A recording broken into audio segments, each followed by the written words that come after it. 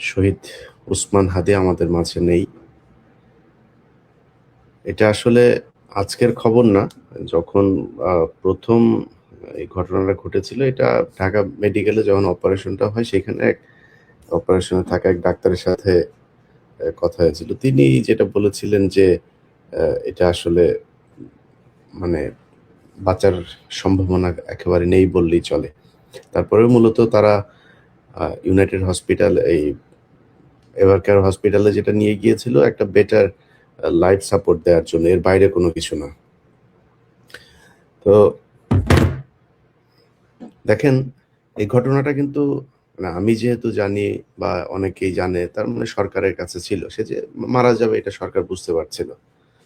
তারপরেও তার যে খুনি, সেই খুনিকে বাঁচানোর জন্য সরকারের গোয়েন্দা সংস্থা, বিশেষ করে ডিজিএফআই এর কয়েকজন কর্মকর্তা, তারপরে ওর নাম কি, সেলিম আজাদ, ডিএমআই,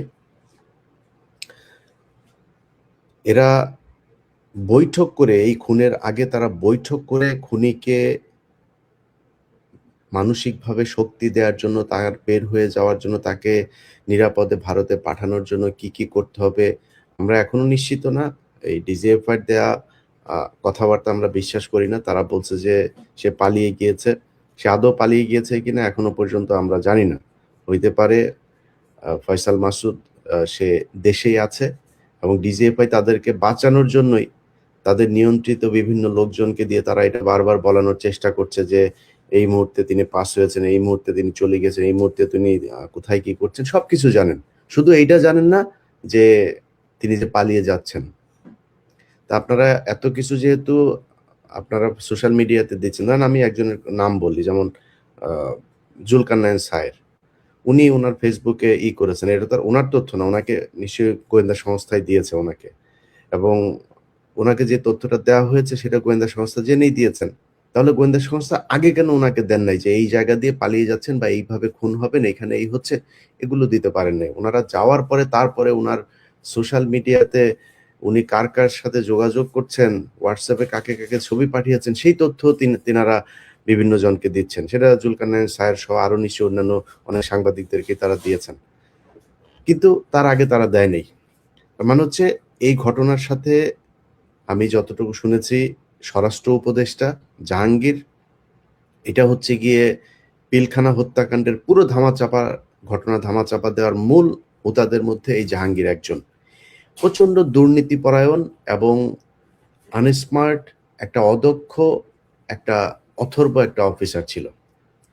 এই অথর্ব এই পিলখানা হত্যাকাণ্ডের ঘটনা নিয়ে ব্রিগেডিয়ার পর্যন্ত গিয়েছিল, তা না হলে তার ফুল কর্নেল হওয়ার যোগ্যতাও নাই, কোনো দিক থেকেই নেই, কোনো দিকে। এর মতো এরকম এরকম মানে মানে এই কুখাদ্য আর্মি অফিসার, যে খুব খারাপ অফিসার, সেটাও মনে করেন যে এর মতো এরকম কুখাদ্য আমার জীবনে আমি কোনোদিন দেখি নাই।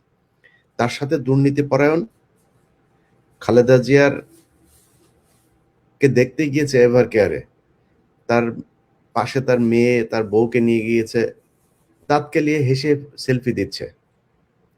আরে ভাই, তোর তো বুঝতে হবে, এইটুক জ্ঞান তো তোর থাকা উচিত। জ্ঞান তো নাই, থাকবে কেমনে? এটা সে এখানে গিয়ে এটা করেছে, টাকা পয়সা তো আছে। ধরেন এই 5 তারিখের পর থেকে যে পরিমাণে টাকা তারা কামিয়েছে, সারা জীবন 14 গোষ্ঠী বসে খাইতে পারবে। এই দাঁত তো সবসময় কেলাই থাকে। এখন টাকা পয়সা হয়েছে না, এরা এই খুনের সাথে জড়িত, এবং ডিজিএফআই সরাসরি এই খুন এক্সিকিউট, প্ল্যানিং, আফটার এফেক্ট, যা যা করা দরকার সবকিছু ডিজিএফআই বসে বসে করেছে। অতএব ডিজিএফআই চিফ যিনি আছেন, তাকে অবশ্যই পদত্যাগ করতে হবে, তাকে সরাইতে হবে, সরাইয়া তারপরে এখানে অন্য কাউকে দিতে হবে। ব্রিগেডিয়ার, এই যে আপনার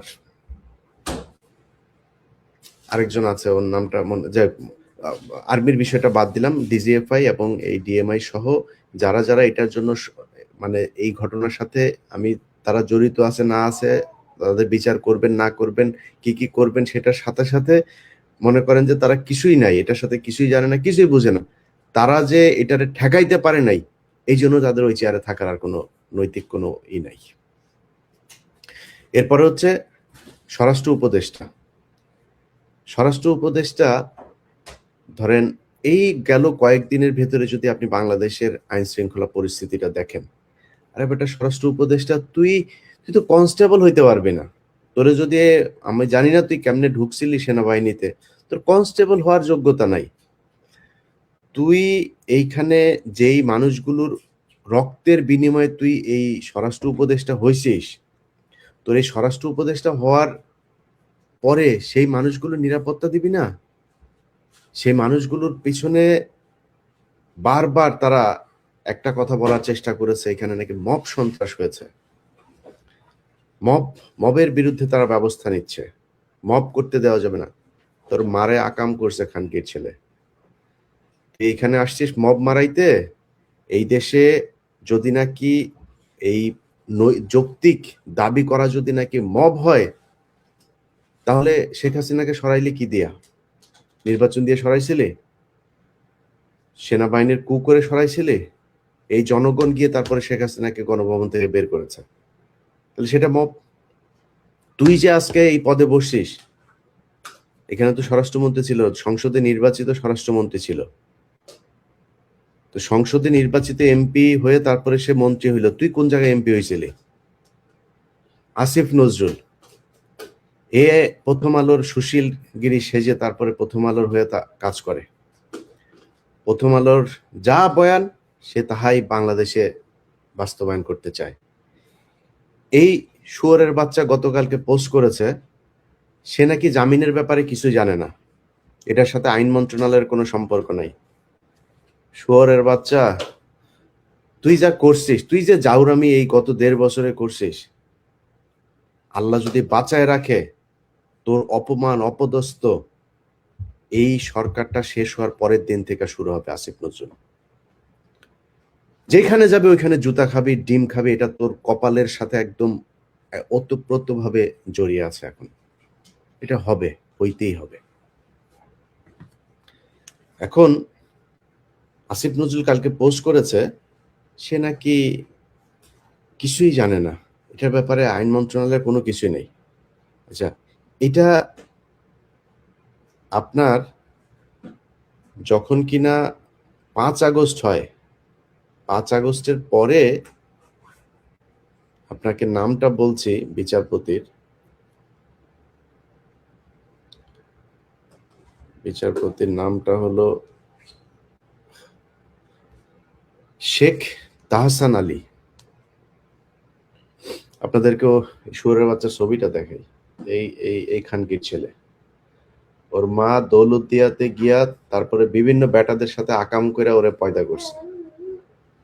এটা একটা আরেকটা জাউরা আছে, ওই যে কয়সর কামাল, ওই শুয়োরের বাচ্চা গত 15 বছরে একবার ধরা খাইছিল শাহবাগে, সেটাও এক মাগি নিয়ে, গাড়ির মধ্যে এক মাগিরে নিয়ে লাগাইতে গিয়া পুলিশ তারে ধরছিল। এরপরে মুসলেখা দিয়ে তারপরে বেরিয়েছে, সেটারই সে বলেছে তাকে নাকি সরকার ধরেছে। এবং এই মোটামুটি মানে আমি জানি না, তারেক রহমানের অনেক কিছু আমার খুব ভালো লাগে, কিন্তু তারেক রহমানের আশপাশে সব মাথার চোদ এখানে, সব